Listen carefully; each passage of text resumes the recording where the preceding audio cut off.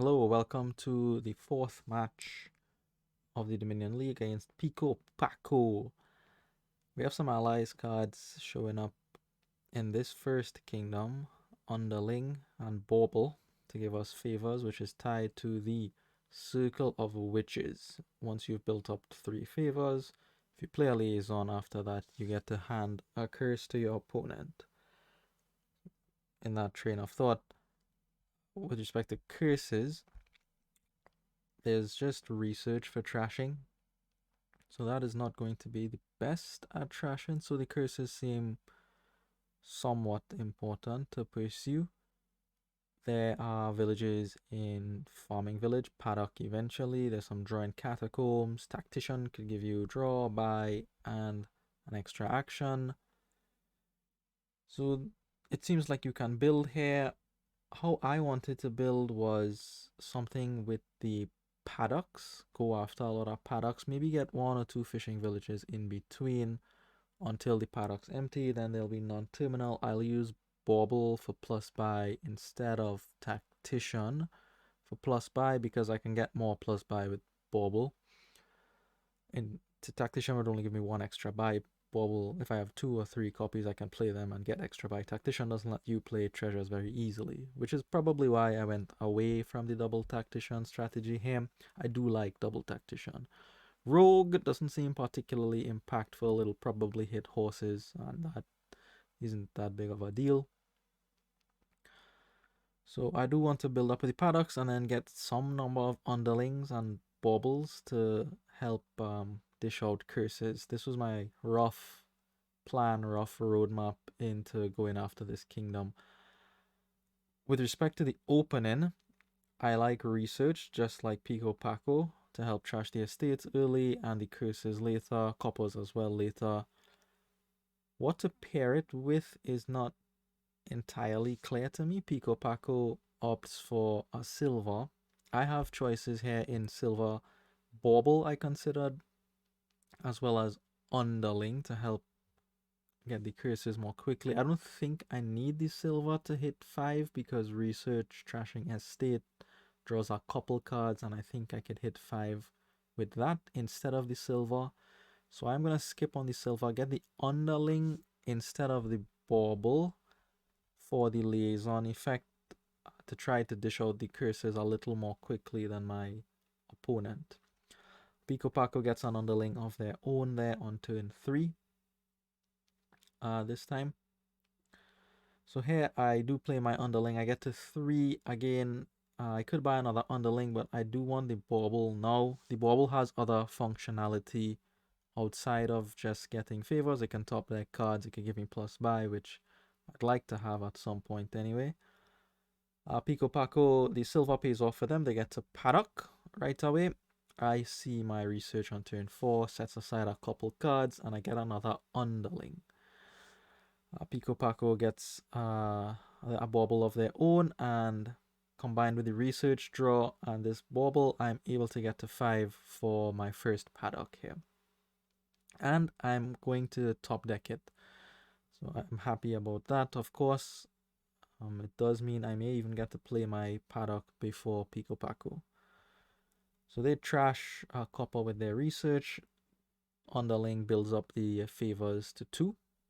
But instead of trashing the copper there, they decide to put it as a turtle so that it'll probably hit an estate in the next hand, and they pick up another research here. So I also want a second research to help clean up the deck a little bit. Time for that, I'm not sure when that is. Get to 5 here, and I actually get to play my paddock first. Thank you, Bobble, for that. Another choice on the bauble here. What I will do is take a favor because I have the money already and just top deck another paddock. I know there's no chance of terminal collision in this shuffle because I just played my singleton paddock there. Alright, so I get hit with Circle of Witches from Pico Paco. They buy another paddock. I get my second research and reshuffle. So Pico Paco trashes an estate here, sets aside a couple cards, gets a second bauble. Circle of Witches, so that is 2 hits off the Circular Witches. For me, I have 3 underlings compared to Pico Paco's 1 underling, so I think I should be able to hand out more curses than them, but we will see. Oh, I will have the 3rd underling now. Sorry, I had 2 before, 3 now. I don't buy any more after that. Research as Turtle. They get to probably just top deck a Paddock here. Yeah, they buy the Paddock and they top deck it, I believe. I get rid of my last estate here. And this will run me into Paddock Collision. I knew it was coming, but I wanted to get through the shuffle. Get around to a new shuffle. Probably here with our farming village in it. So I do buy the farming village straight away. I save on a couple of horses there. Pico Paco is able to play 2 Paddocks there because of a clever use of research as way of the turtle, so they get the extra action. Very nice for them. And they do go ahead and pick up another Paddock. So I think they have 4 Paddocks at this point. Circle of Witches coming out for me. I think I've put 3 curses in now. I get rid of my single curse. Paddock for me here. And I'm finally going to use this bauble for plus buy, I believe. So I take our bauble, I don't top deck it, but I do top deck another Paddock. Why? Because I know the farming village is in here. No chance of collision with my other Paddock, which I just played as well.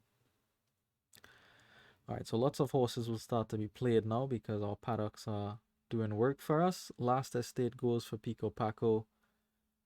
Paddock comes down, so does the bauble. And I think they stop on the Paddocks here. I think this is, going to be a couple farming villages top decked for them. So that is very, very helpful, of course.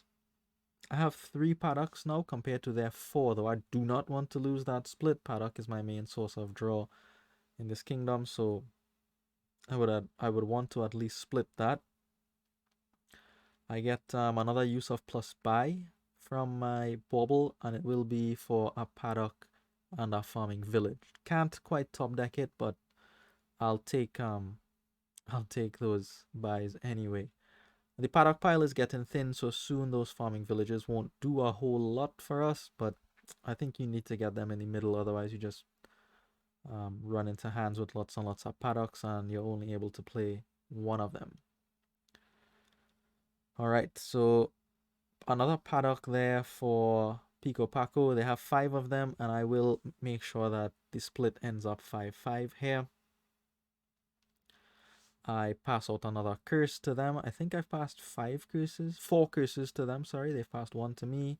Top deck my Paddock. This is not really a hand that I want to see. I can play all the Paddocks, but given the game situation, right, we have all the Paddocks empty and the curses will empty very soon, so I completely understand Pico Paco buying a province there.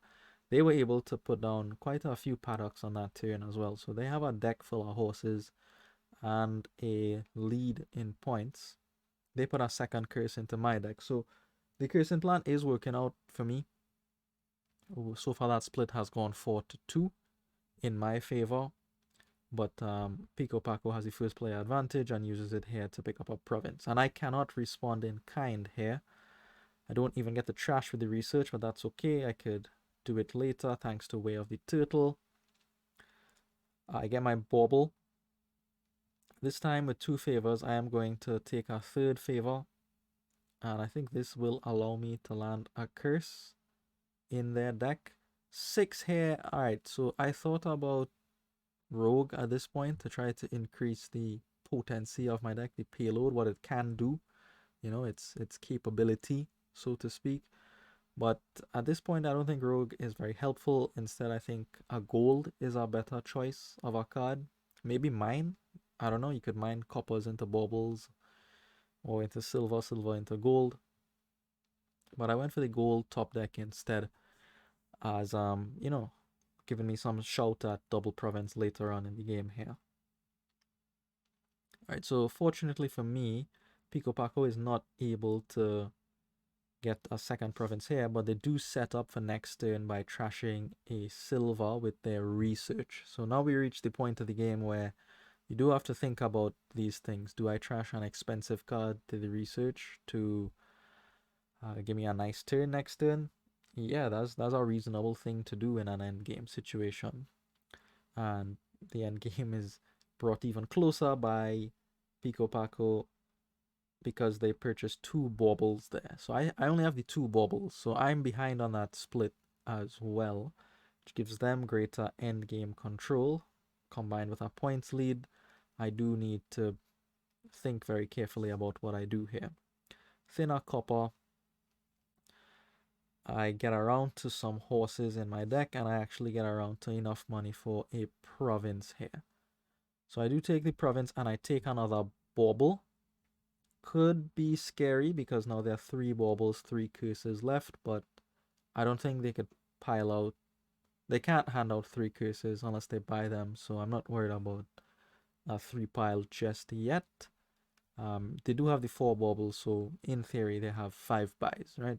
And they could hand out curses via Circle of Witches. The bauble also helps them do that, but I don't think they could do it this turn, even with the big hand from the research here. So many horses come out, and this is exactly the kind of turn they need to stabilize their deck. Stabilize here, I mean they play a bunch of horses, they see all their paddocks, then they're able to play all those paddocks, repopulate the deck with horses, and have that loop going horse draw into paddock, paddock regain horses. So I think they're in a decent position to start looping the horses and the paddocks. 6 copper is still us, so my cursing has borne some kind of fruit. They were not able to draw all the way till the end there. They have 6 coppers left in their deck still. I don't know how impactful it'll be in this end game. Maybe they're happy to have the 6 coppers because it does help them get to double province here. And they dish out what is now a third curse into my deck. So they get some combination of favors and buys here to curse me and get up to double province, and they take that double province. Looks very strong for them in this situation. 2 curses are left, 3 baubles, and they have a handsome lead. So let's see what we can do. We have some horses as well, and it looks like we will also be able to set up the loop, play the paddocks before we trigger the shuffle. So we have a deck full of horses to draw into, and we draw quite a ways through this deck here. In fact, we draw all the way till the end. This is brilliant. This is what I want to do, and this is what the extra curses have allowed me to do as well, right? I haven't been as drunk as them, so I was able to trash a little more. Here's the payoff after what, 10, 12 turns. So 2 of these horses will go on as turtles. The paddocks obviously will repopulate with some horses. I get rid of the 2 coppers, obviously, and I am also up to double province myself here. In fact, double province and some change. So what I'm going to do here, we have to be careful, right? There's only 1 curse left. While I was playing all these underlings, I was able to dish out a curse. So now there's just 1 left. I have to be careful. Because they could pile out on me easily, I feel, by buying all the baubles and getting some, an estate or duchy or something and winning like that. I figure the best thing that I can do in this situation, I didn't have to trigger Circular Witches, I think. I don't think that's mandatory. But I wanted to because I didn't want to have the curse in my deck for points reasons and also for junk reasons. So I said at the beginning of that turn, let me give them the curses. I could probably do all of them in combination with my 3 underlings and 3 baubles. So I was able to do that. And I did have enough money for double province here. In fact, double province and an estate. So that does give me a small points lead, 4 points. The estate, I think, is important there because it may prevent a pile out from them. It may prevent it, I'm not sure. But I think it's important to get the estate in that position. 1 horse, some more horses. How big is this turn going to be from Pico Paco? They trash a research with a research. So I feel like the turn is coming to an end here. And sure enough, it does come to an end. Just a couple paddocks and 2 buys even. So they weren't even able to end the game, even if they wanted to. 3 baubles. still stands tall. But what they are able to do is get a duchy and an estate to level the scores. And they also set up for next turn. They have 4 cards stowed away plus their 5 default draws. So I don't see a great hand here. This is where I stop in terms of draw. I have a couple options in this position. One is to take a province and a couple of states. I think I end up at 12 and 3 buys. I do end up trashing this research to a research here because I don't want to cut my economy on what could be the final turn of the game here. So at 12 and 2 buys, I could take province, double estate, take a 8-point lead, pass it back to Pico Paco and say, can you beat this?